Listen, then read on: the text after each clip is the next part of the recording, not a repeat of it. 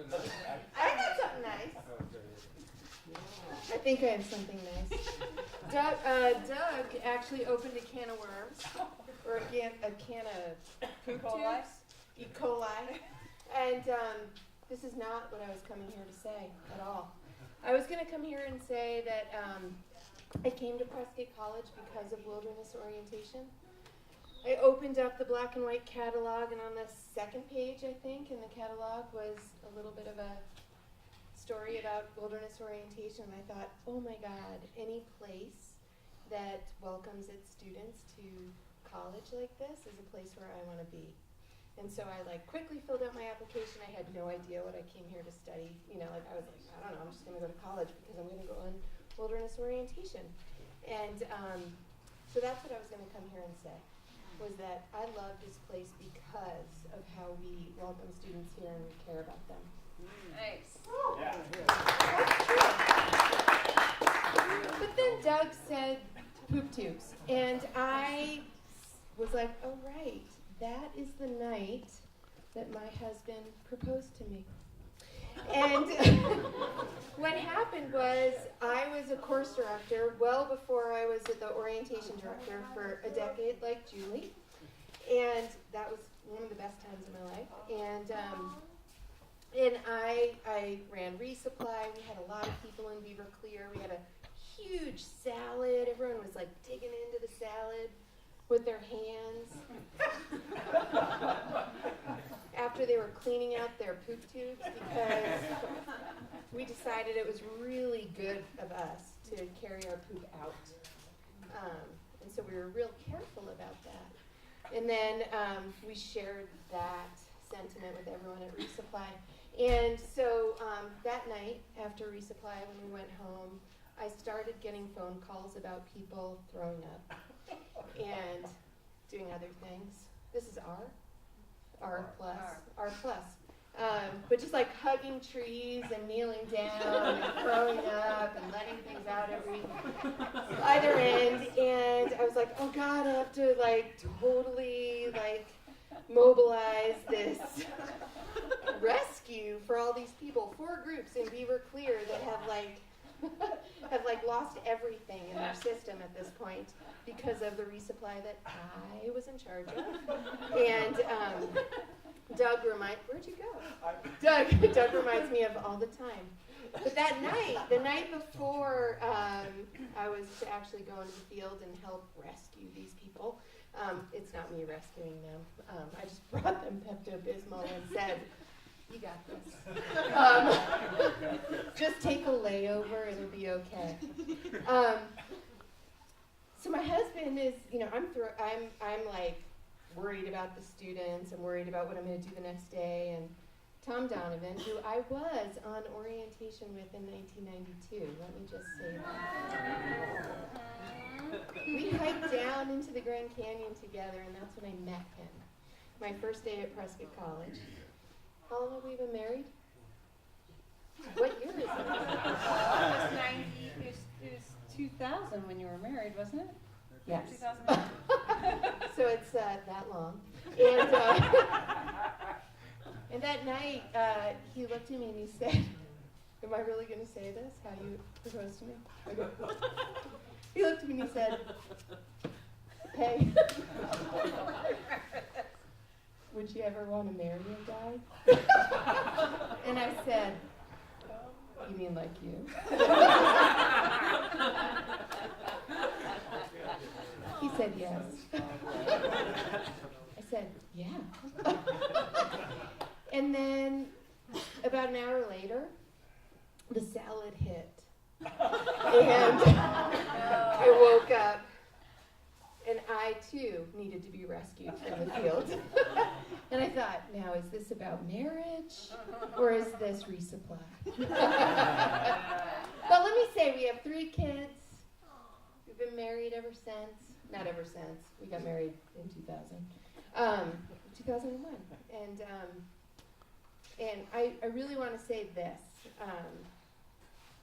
Orientation is probably, being the orientation director has been one of the greatest privileges for me at Prescott College, and I really have valued the time that I've been able to spend a good decade of just welcoming students, the students we really care about at Prescott College, to this place and really turn them on to the magic that I know we all really believe in here. So, yeah, that's it.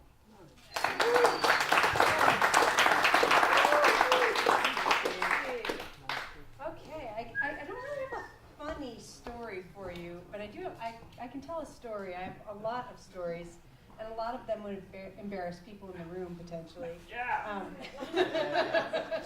I did have my own gas burping story in 1981, so we don't learn very quickly, or these things don't get passed on, because the only thing that we could safely eat was the Spam that was in the can, because the tortillas were so gassy that it was impossible to eat anything. And so I've talked about those gas burps. So my name's Julie, and I was an orientation student in 1981 with gas burps in West Clear, and Eric and I were on the same orientation, and Sherry was on a sister orientation. Are you still here, Sherry? And I became the director of wilderness orientation, I think it was 91 until like 2002, 1991 to 2002.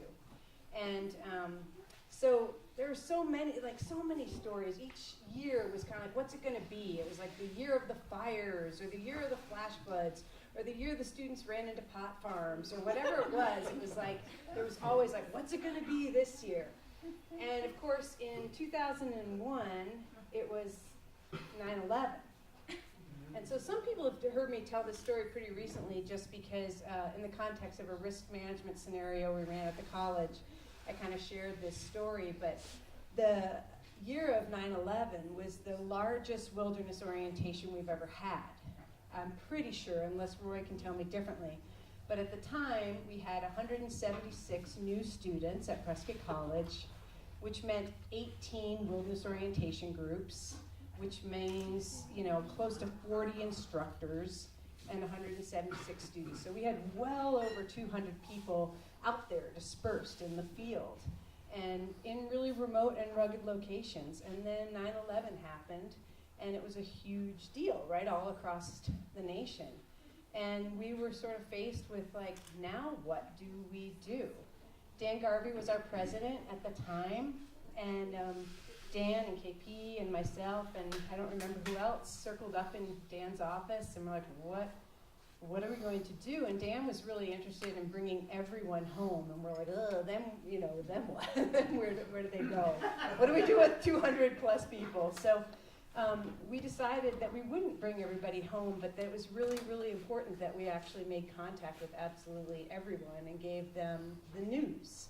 And it was just, I guess my story is really just about community, because a lot of people that worked at Prescott College were off on other field courses. David was on alpine mountaineering, and were you rafting? Rock climbing during that time. And so you were in Norway, and so anyway, we rallied the entire community basically so that we would send 2 people out to and find every single orientation group in the field. I don't know if any of you out there were out there with a group, but we basically just went out and we made contact. I know, Tom, you went out to make contact with a group and just to let people know what actually happened and give them the choice to potentially come home or get to a phone and call their parents because, maybe they had family on the East Coast. And it was just a huge coming together the whole nation came together over 9/11, and probably each person in the room could tell their own experience of that event. But it was really amazing, not only making contact with all these groups. Actually, one of 18 groups decided to come back. Everybody else decided to stay in the field. Some of them did go to the phone. But the other powerful thing that was happening back on this end is myself and KP and Greta Antilla called every single parent of every single person that was in the field. And in many cases, it meant 2 parents, because a lot of divorced families and stuff. So we were on the phone for, 36 hours of just calling people to say your child is okay, and they know what happened, and we're making every effort that we can to let them know what happened. And it was just a fascinating experience of feeling the escalation of emotion from calling people in California to calling people in New York. And it was just a really wild time. And I had a 2-year-old at that time. And even though my husband was home the day that 9/11 happened, he decided the next day to go to Montana to go elk hunting. So I was very home alone with a 2-year-old and dealing with this whole scenario. And as I made phone calls into well after midnight that night, I just allowed my daughter to entertain herself by dumping a 50-pound bag of rice all around my house so that she wouldn't cry and leave me. She just dumped this rice all over the house. And I got off the phone with my last phone call, and you can just imagine. But I think that my story is really just about my love for the community and the way that we can come together under crisis or hard times, and not just the good times. So, love you all.